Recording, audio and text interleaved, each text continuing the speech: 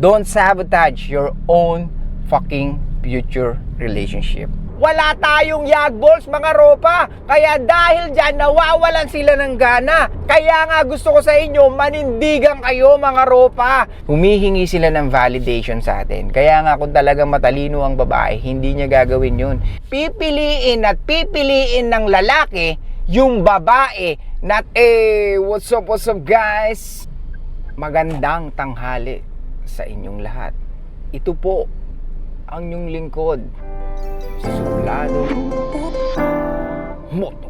Okay, for today's vlog, pag-usapan natin yung nagtag sa atin. Pakipanood muna. Joke lang yun. Pero ibig ko sabihin, ano masasabi mo dun sa mga babaeng puro thirst trap ang pinopost? Ako naman, I have nothing against them. Kasi siguro pag dumating naman yung point na feeling ko pretty ako sa sarili ko or confident ako sa katawan ko, I would do the same.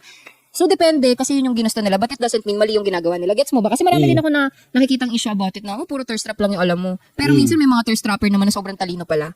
Meron naman. Oo. Meron naman. Pero sa akin, bakit hindi yun? Oh, siguro, Ewan ko, hindi na ako Gen X ako eh. So ikaw, dahil bilang Gen Z, anong take mo?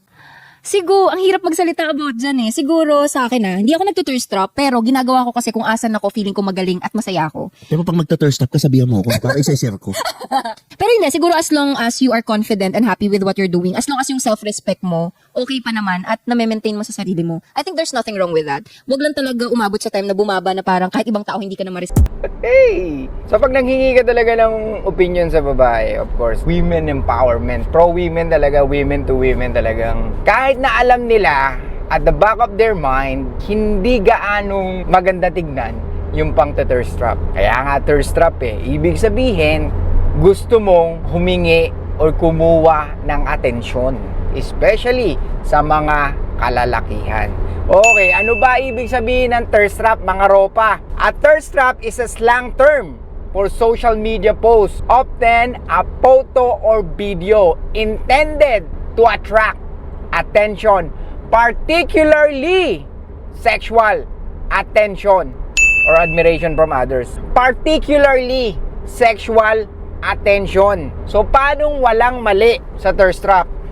Why we need to normalize yung mga babae o yung pagsusuot ng sobra-sobrang daring. Yes, oo, maraming lalaki ang pwede maka-appreciate nun.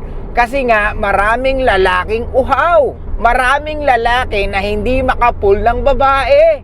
Maraming lalaki na puro corn ang inaatupag.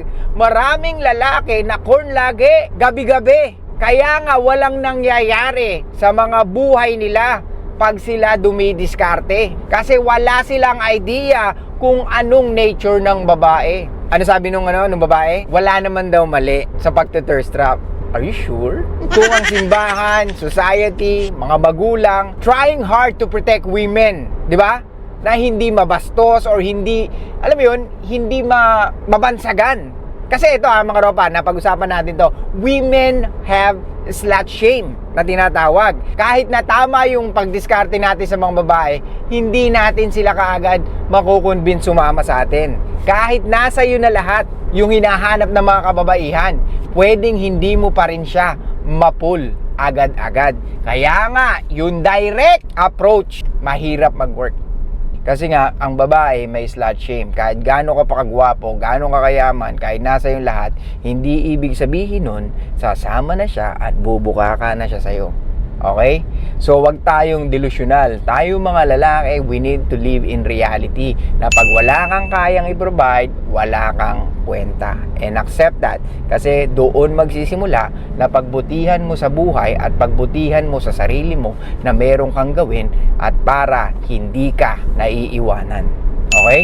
So, balik tayo sa thirst trap mga ropa. Pag sinabing thirst trap, ano sabi ng babae? Well, may mga nagte-thirst trap naman, magugulat ka, matalino pala. Ano sabi ni Tito Bri? Yun nga, bakit hindi yun ang gawin nila? The truth is, women wants attention. Yan ang gas nila mga ropa. Kaya nga sa social media, kada swipe mo, puro ropa.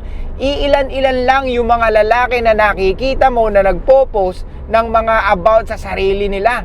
At hindi ka pa sure kung totoong lalaki sila. Anyway, balik tayo.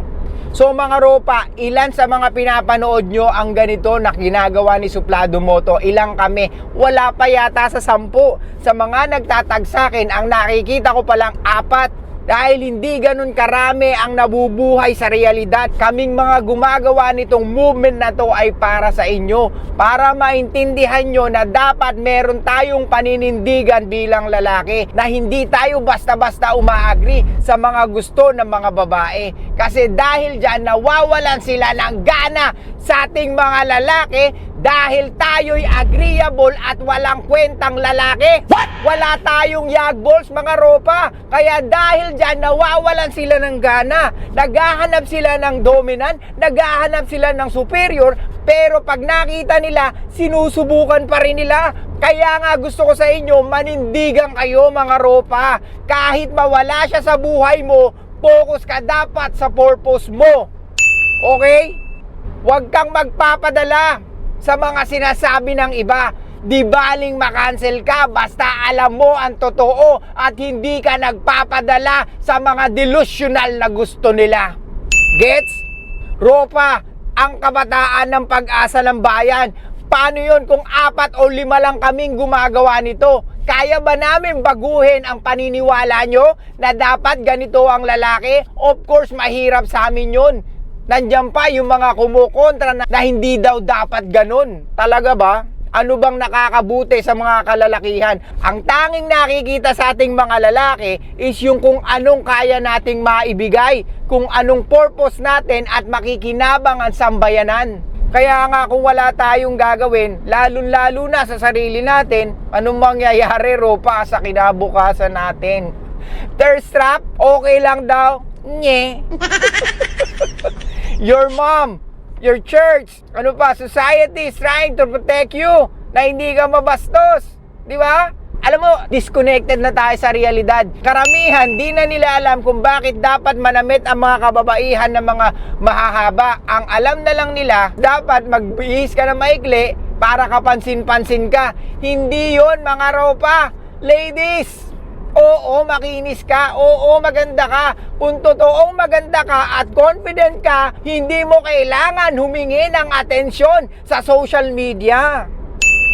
Sabi nga nung babae, well, kung ako rin naman ang aabot sa pagiging sexy, siguro gagawin ko rin yung gagawin nila. Oh my God, ang alam ko, ang boyfriend nito, doktor. Of course, hindi ako papayag na gagawin niya yon. Dahil it reflects on me yung leadership sa relasyon. Pag gano'n ang ginawa ng EA na nagpo-post para lang sa atensyon. Ang ina, parang nagiging ano tayo flip top Mga ropa, alagaan nyo ang girlfriend nyo. Obvious naman na gusto natin alagaan sila. The problem is, matigas ang ulo ng mga EA. Kaya nga, panindigan mo kung anong paniniwala mo para sa ikabubuti ng relasyon nyo at ng future relationship nyo. Hayaan mong mawala siya kung yun ang gusto niya.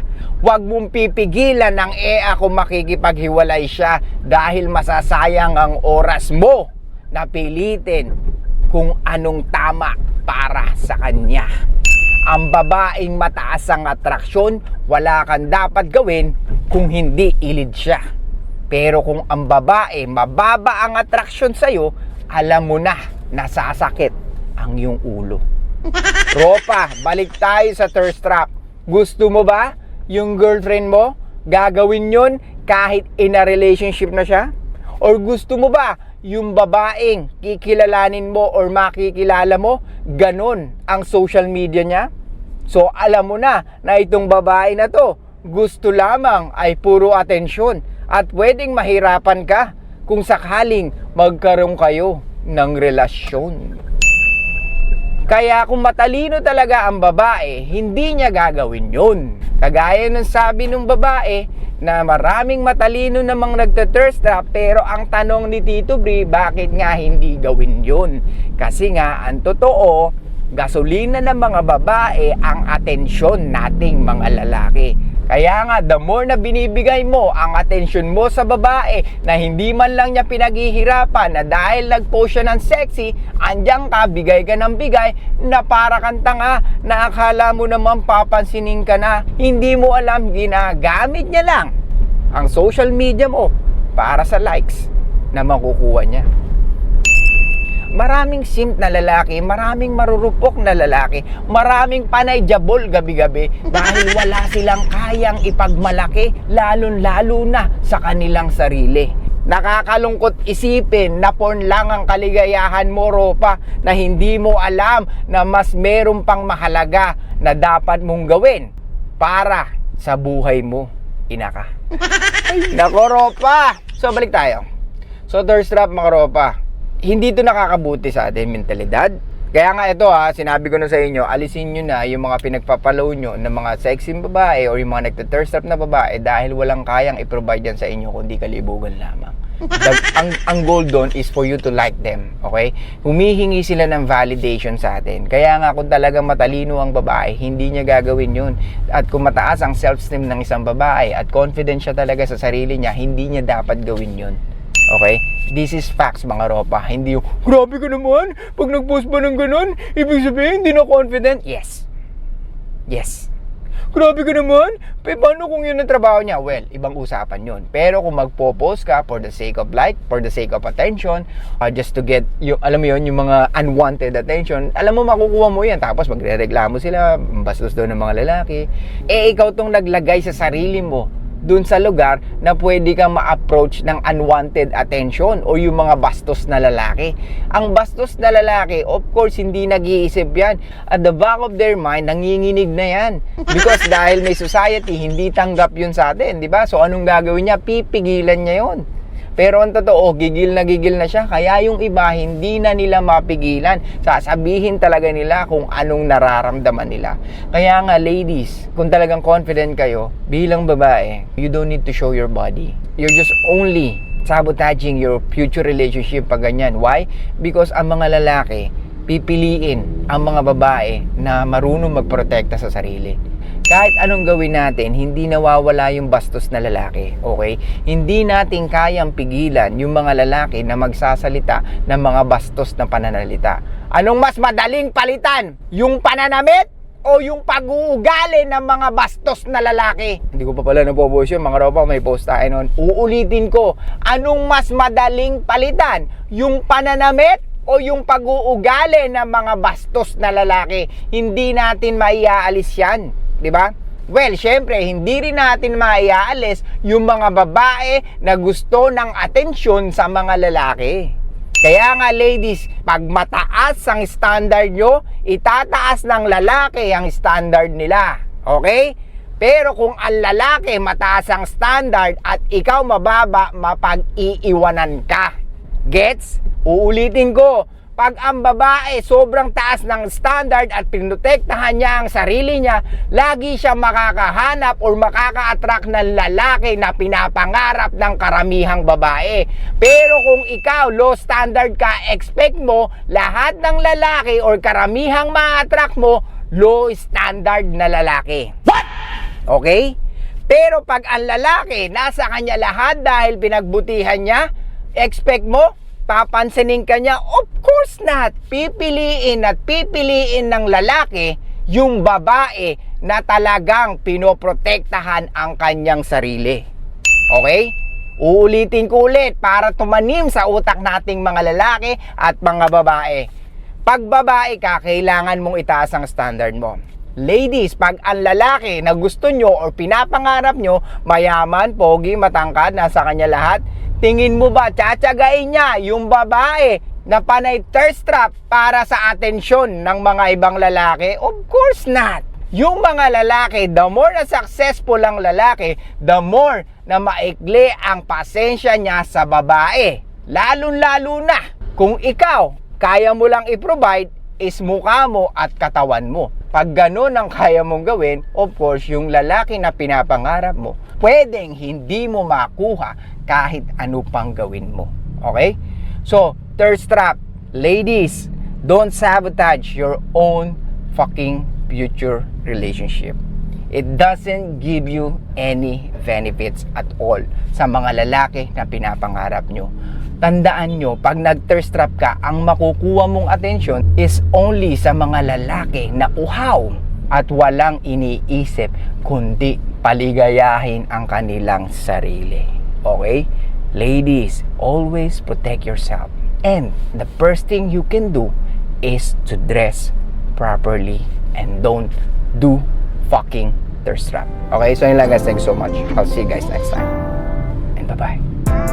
Show love and peace out.